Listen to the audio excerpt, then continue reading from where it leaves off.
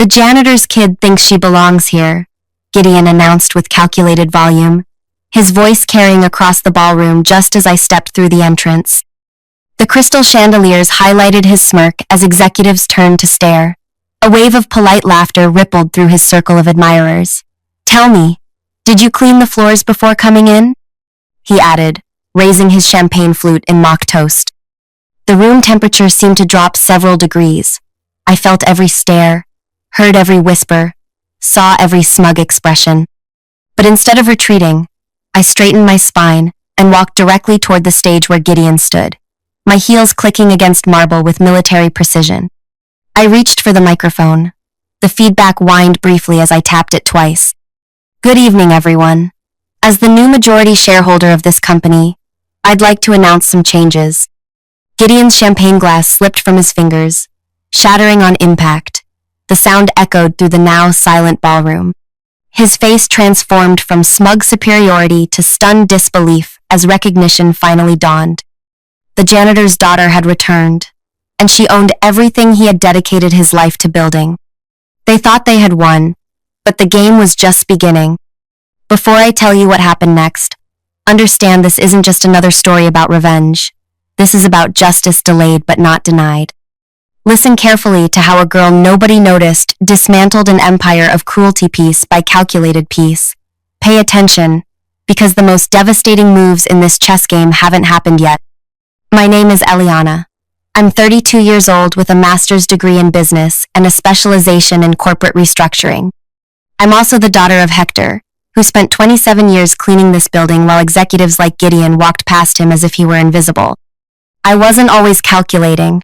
Once, I was just a curious child who spent evenings helping my father clean this very building. While he mopped floors, I'd wander through empty offices, fascinated by the documents left carelessly on desks. By 16, I understood profit margins, market strategies, and corporate vulnerabilities better than my economics teacher. My father worked 60-hour weeks with minimal benefits.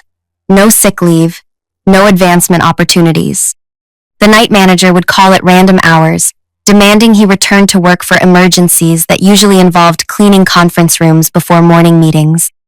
"Just until you finish school, Pequeña," my father would whisper, kissing the top of my head before heading out at midnight. "Education will give you choices I never had." Gideon became vice president when I was 14. He made an immediate impression by increasing my father's workload, while cutting his hours just enough to avoid paying benefits. He'd snap his fingers when he wanted something cleaned. He'd intentionally spill coffee on freshly mopped floors. He'd schedule unnecessary late meetings that forced overtime. I remember the night my father came home, eyes downcast, shoulders slumped. "What's wrong, Papa?" I asked, setting down my college application essays. "I asked for time off for your graduation next month," he said quietly. Mr. Gideon laughed. He said, "Why bother taking time off? It's wasting money on education for people like you." Something crystallized inside me that night. A decision. A vow. My father attended my graduation. It cost him his job. Gideon fired him personally, citing attendance issues. But by then, I had my scholarship to business school, and we managed. What Gideon never realized, while cleaning offices late at night, my father overheard conversations. The company secretly struggled with debt despite its glamorous facade. Their stock was vulnerable. Their business model relied on exploiting workers while presenting a polished image to clients. I spent 5 years at a competitor, building expertise and saving every penny. At night, I researched Gideon's company, noting leadership changes, stock fluctuations, vulnerability points. When I approached certain board members with evidence of mismanagement, they quietly sold their shares, which I gradually purchased through various investment vehicles. Yesterday's emergency board meeting sealed everything. I secured controlling interest, 51.4%. Nobody connected the poised woman in tailored attire with the janitor's little girl who once hid behind filing cabinets. This brings us to tonight, the annual gala, my first public appearance as majority owner. After Gideon's champagne glass shattered, I continued speaking into the microphone. First change. Every employee receives comprehensive health benefits, effective immediately. The crowd's murmur grew louder. Second, all executive bonuses are suspended pending a complete audit. Gideon's face contorted with rage. Third, our workplace dignity initiative begins Monday. Every executive will spend 1 week performing maintenance duties alongside our essential workers. His jaw tightened as understanding dawned. He'd soon be cleaning alongside people he'd mistreated for years.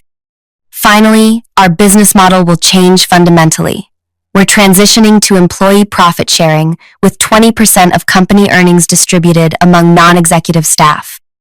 Gideon lunged toward the stage, but security, whom I'd properly compensated that morning, blocked his path.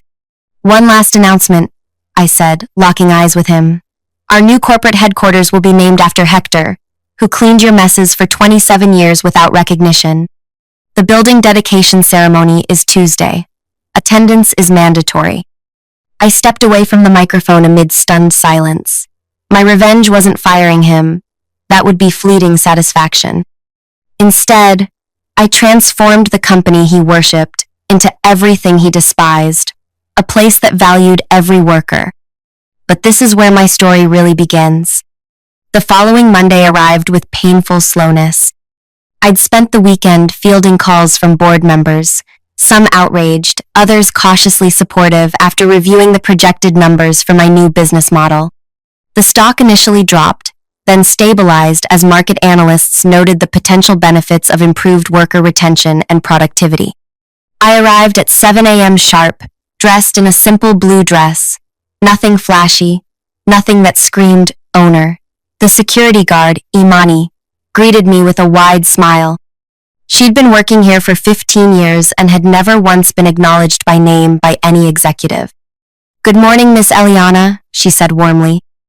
Just Eliana, please, I reminded her. How's your daughter's college applications coming along? Her eyes widened slightly. No executive had ever asked about her family before. She's applying to 3 nursing programs. The application fees are steep, but email me the details, I said.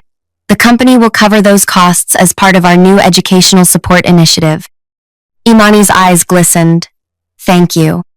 I nodded and continued to the elevator. The true victory wasn't taking over a company. It was changing lives, one person at a time. When I stepped off on the executive floor, a crowd had gathered. The executives stood in a cluster, all wearing identical expressions of disbelief. Beside them were maintenance uniforms hanging on a portable rack. Gideon stood apart from the group, arms crossed, face flushed with anger. Good morning, I said pleasantly. I see you've found your uniforms for the week. This is ridiculous, Gideon hissed. I'm an executive vice president. I don't clean toilets. I stepped closer, lowering my voice so only he could hear. For 27 years, my father cleaned yours. Consider this an education. You can't possibly expect us to, began Phoebe, the marketing director who once spilled an entire latte on my father's freshly waxed floor and walked away laughing. I absolutely do, I interrupted. The maintenance staff will train you today. Tomorrow, you begin your assignments. Any executive who refuses will be considered to have tendered their resignation. This is about your father, Gideon said accusingly. This is personal. Business is always personal, I replied. That's what you never understood. Now, please change into your uniforms. Orientation begins in 30 minutes. As I walked away, I heard them grumbling, plotting, scheming. They hadn't accepted reality yet. They thought this was a temporary humiliation, a power play they could eventually overturn. They were wrong. During the maintenance orientation, I watched from my new office as Gideon and the other executives received instructions on proper cleaning techniques from Lourdes, the head of maintenance. Lourdes, a grandmother of 5 who'd worked here for 18 years without a single promotion, demonstrated how to properly mop floors with an expertise that made Gideon's attempts look childish. By lunchtime, the executives had cleaned precisely 2 bathrooms and 1 conference room. Their hands were raw, their designer clothes hidden beneath uniform blue. Gideon kept checking his phone, making calls during breaks, his voice hushed and urgent. He was trying to rally the board against me. I knew because I'd anticipated it. What he didn't know was that I'd spent the weekend reaching out to each board member individually, explaining my vision and showing them projections of increased productivity and decreased turnover costs. Half were cautiously on board, the other half were waiting to see results. At 2 p.m., I called Gideon to my office. He entered without knocking, still wearing the maintenance uniform, his face a storm of barely contained rage. "Sit down," I said, gesturing to the chair across from my desk. "I've been speaking with the board," he said, remaining standing. "This stunt of yours won't last. They'll call an emergency meeting by the end of the week." "Please sit," I repeated calmly. This time he did, though reluctantly. "I know exactly who you've spoken to," I said. "Leonard and Veronica support you. Juan and Gabriella are undecided. The rest are waiting for quarterly results before making judgments." His eyes narrowed. "How did you—" "The same way I acquired this company without you noticing. I pay attention. Something you never did." I opened a folder on my desk. "Do you know what these are?" He leaned forward. "Quarterly projections?" "Complaints," I corrected. "Specifically, complaints filed against you by maintenance staff over the past decade. Sexual harassment, verbal abuse, creating unsafe working conditions, denying legally mandated breaks." I closed the folder. 87 complaints, all buried by previous management. The color drained from his face. "Those are ridiculous accusations." Adrian in accounting would disagree. So would Felipe from the mailroom. And so would my father. I stood up. "Here's what happens next, Gideon. You complete your week of maintenance duty. You attend the building dedication ceremony. You behave with absolute professionalism. In exchange, these complaints remain private. You're blackmailing me. I'm offering you dignity you never extended to others." I gestured to the door. "Your afternoon assignment is the East Wing bathrooms. Lords will provide the necessary supplies. If you're enjoying this journey so far, take a moment to like this video and subscribe to our channel. Click that bell icon because this story is just getting started, and the most satisfying part of revenge is watching it unfold in real time. Trust me when I say the moment Gideon realizes the full extent of my plan is worth every second of your attention. After Gideon left, I sat alone in my office, breathing deeply. Part of me had expected satisfaction from seeing him in a maintenance uniform, but I felt strangely hollow. Revenge wasn't the sugar rush I'd imagined during countless sleepless nights. It was a slow, methodical process, like chess, not checkers. The real work was just beginning. By Wednesday, the executives had settled into a reluctant routine. Some, like Mateo from operations, had actually developed a newfound respect for the maintenance staff. Others, like Gideon, performed their duties with thinly veiled contempt. That afternoon, I called an all-staff meeting, something unprecedented in company history. Previously, information flowed from executives to department heads to employees, a game of telephone that preserved hierarchy at the expense of clarity. The auditorium filled quickly. Maintenance staff and mailroom employees sat awkwardly in the back, unaccustomed to being included. Administrative assistants clustered together. Executives, still in maintenance uniforms, stood along the walls, visibly uncomfortable. I walked to the center of the stage without notes or presentation slides. "Thank you for coming," I began. "I'm Eliana. Some of you know me as the new majority owner. Others knew me years ago as Hector's daughter, who helped him clean these floors." A ripple of whispers moved through the crowd. For too long, this company has operated like two separate entities, those who matter and those who don't. That ends today. I paused, making eye contact with as many people as possible. Every person in this room contributes to our success. Every person deserves respect, fair compensation, and the opportunity to advance. I outlined my plans: transparent salary structures, internal promotion pathways, educational benefits, flexible scheduling, and comprehensive health care. As I spoke, I watched faces transform, skepticism giving way to cautious hope. "These changes aren't charity," I continued. "They're smart business. Companies with engaged employees show 21% higher profitability. Our competitors lose millions annually to turnover costs. We'll retain talent by becoming the employer everyone wants to work for."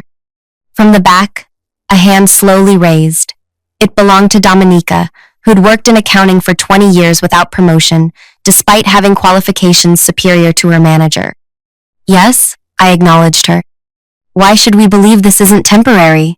She asked, her voice steady despite the boldness of her question. New management always makes promises. It was the exact question I'd hoped someone would ask. A valid concern, I replied. Which is why, effective immediately, we're creating an employee advisory board with real decision-making power. 5 representatives elected by non-executive staff will join our corporate board with full voting rights on company policy. The auditorium erupted in murmurs. Furthermore, I continued once the noise settled, 20% of my personal shares will be transferred to an employee ownership trust. This isn't just my company, it's ours. From the wall, I heard Gideon's distinctive scoff. I ignored it and continued outlining structural changes, answering questions with transparency previously unheard of in these walls. After the meeting, employees lingered, talking excitedly in clusters. Several approached me with tears in their eyes, sharing stories of struggling to pay medical bills or working second jobs to cover childcare. As the crowd thinned, I noticed Gideon huddled with several board members in the corner. Their expressions told me everything I needed to know. The counterattack was coming. That evening, as I prepared to leave, my assistant Ray knocked on my door. The board requests an emergency meeting tomorrow morning, they said, handing me the formal notice. Gideon has convinced 5 members to review your leadership. I nodded, unsurprised. Thank you, Ray. Should I be worried? They asked. I smiled. Not at all. This was expected. That night, I didn't go home. Instead, I drove to my father's modest house in the suburbs. He was sitting on the porch swing, reading glasses perched on his nose as he worked through a book of crossword puzzles. Pequeña, he said warmly, setting aside his puzzles. Twice in 1 week. I'm honored. I sat beside him, leaning my head against his shoulder like I used to as a child. The board is meeting tomorrow to challenge my changes. He nodded slowly. You knew they would. I did. And you have a plan. It wasn't a question. My father knew me too well. I do. We sat in comfortable silence as the neighborhood settled into evening quiet. Crickets chirped. A sprinkler hissed rhythmically across the street. When I was cleaning those offices, my father said finally, I never dreamed of revenge. I just wanted you to have opportunities. I know, Papa. What you're doing, it's about more than getting back at Gideon, isn't it? I squeezed his hand. It always was. The next morning, I arrived for the emergency board meeting half an hour early. The boardroom still smelled faintly of lemon polish. Someone on the executive maintenance rotation had cleaned it yesterday. I laid out 12 folders at each seat around the table. Inside each was a customized document package addressing the specific concerns I anticipated from each board member. Leonard would worry about short-term stock price fluctuations. Veronica would question the legality of forced maintenance duty. I had answers prepared for every objection. At precisely 8 a.m., the board members filed in. Gideon entered last, having changed back into an impeccable suit despite the ongoing maintenance rotation requirement. A small act of defiance. Thank you all for coming. I began once everyone was seated. I understand there are concerns about recent changes. Concerns is an understatement, Leonard interrupted. The stock dropped 6% after your announcement. And rebounded 4% by close of business, I countered. If you'll open your folders, you'll find a comprehensive analysis of similar transitions at competing firms. Initial volatility is normal. Page 3 shows projected stability within 60 days. For the next hour, I methodically addressed each objection, using data, case studies, and financial projections. I was meticulous, calm, and thoroughly prepared. Gradually, I watched resistance melt from faces around the table, all except Gideon's. This is all very convincing on paper, he said when I finished, but it ignores fundamental realities about our business model. Our margins depend on labor efficiency. You mean exploitation? I corrected. I mean economic reality, he countered. These worker-friendly policies might play well with employees, but they'll destroy our competitive advantage. I smiled slightly. Please turn to the final document in your folders. Everyone complied. including a reluctant Gideon. What you're looking at is a client satisfaction analysis conducted secretly over the past 3 months, I explained. Our largest clients rated their interactions with our company across multiple metrics. What you'll notice is that client satisfaction scores plummet whenever they interact with departments experiencing high turnover or low morale. The room fell silent as board members absorbed the data. Our competitive advantage was never exploitation, I continued. It was retention of institutional knowledge and consistent client experience. We've been sabotaging ourselves by creating toxic working conditions. By meeting's end, the board voted 8-4 to continue with my proposed changes, with a quarterly review of financial impacts. Gideon and 3 allies voted against. As everyone filed out, Gideon remained seated, staring at the documents before him. "You've won this round," he said quietly when we were alone. "But this company was built on principles you're dismantling. It won't survive your social experiment." "This company was built on the backs of people like my father," I replied, "and it will thrive precisely because I acknowledge that fact." His eyes narrowed. "You still haven't told me why you wanted me specifically to endure this maintenance charade.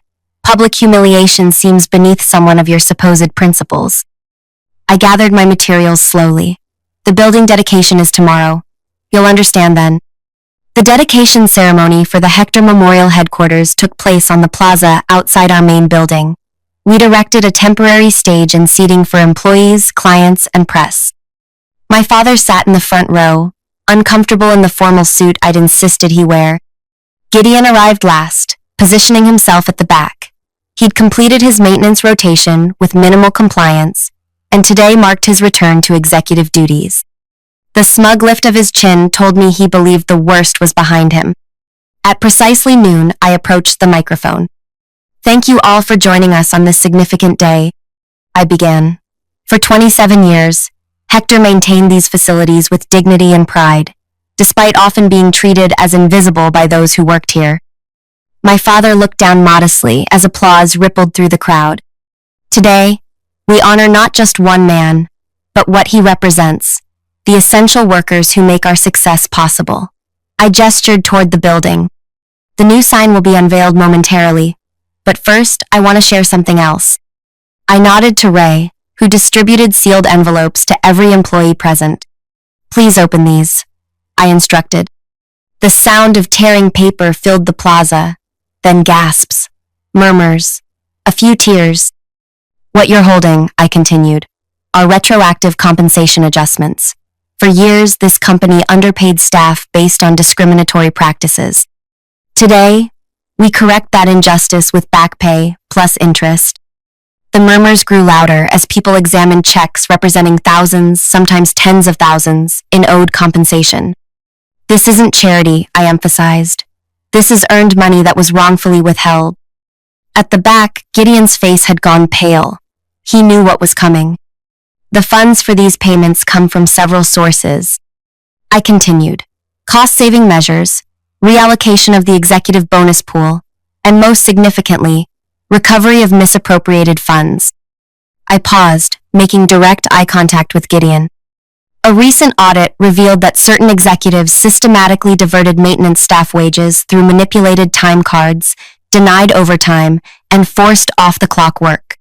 These practices were particularly targeted at immigrant workers with limited English proficiency who feared reporting violations." The crowd fell silent.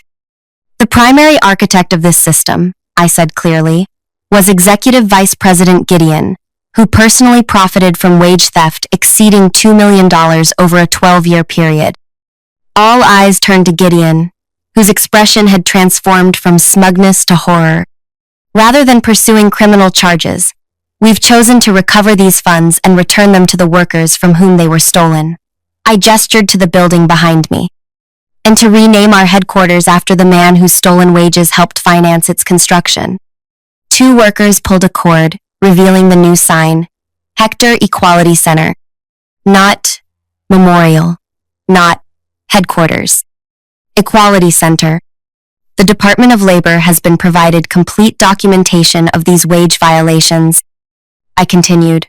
"While the company has addressed financial remediation, Individual executives involved remain subject to personal liability. I turned directly to Gideon. Some believe revenge is best served through destruction. I disagree. True justice comes through reconstruction, building something better from the ruins of what was broken. The applause began slowly, then built to a thunderous ovation. My father remained seated, tears streaming down his weathered face. Gideon didn't wait for the ceremony to conclude. He pushed through the crowd toward the street, stopping only when he reached the edge of the plaza. For a moment, he looked back at the building that had been his life's work, now transformed into something he could never understand. Then he walked away. 3 months later, our quarterly results exceeded projections. Employee turnover dropped 60%. Client retention improved. Our stock price stabilized, then climbed steadily. Gideon resigned the day after the dedication ceremony. Last I heard, he was struggling to find comparable employment, his reputation permanently tarnished by the wage theft revelations. The Employee Advisory Board has already implemented changes I never considered, improving efficiency and workplace culture simultaneously. It turns out the people doing the work often have the best ideas for how to improve it. My father visits the office occasionally. Employees greet him by name, with genuine respect rather than obligatory politeness. He still refuses an office or formal role, but he mentors young maintenance staff interested in advancing their careers. Last week, he stopped by my office after hours. I was reviewing applications for our new educational scholarship program, named after Lourdes from maintenance. "You could have destroyed him," my father said quietly, sitting across from me. "Pressed charges, public humiliation, fired him dramatically at the gala." I set aside the applications. That would have been fleeting. This way, the changes outlast any single person's downfall. He nodded thoughtfully. "The most devastating revenge isn't destruction," I finished. "It's reconstruction that leaves no space for cruelty." Sometimes justice isn't about making others suffer as you did. It's about ensuring no one suffers that way again. If this story resonated with you, there's a reason. We've all encountered people who abuse power, who treat others as less than human because of their job title or background. The question isn't whether these injustices exist.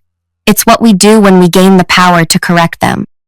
Share your thoughts in the comments below. Have you witnessed workplace transformation? Positive or negative? How did it affect the people involved? And if you were in my position, what would you have done differently? Subscribe for more stories about justice served with unexpected methods. And hit that like button if you believe true power lies in how we treat those with the least power among us. Remember, the most meaningful revenge isn't destruction. It's creating something better from the ashes of what was broken.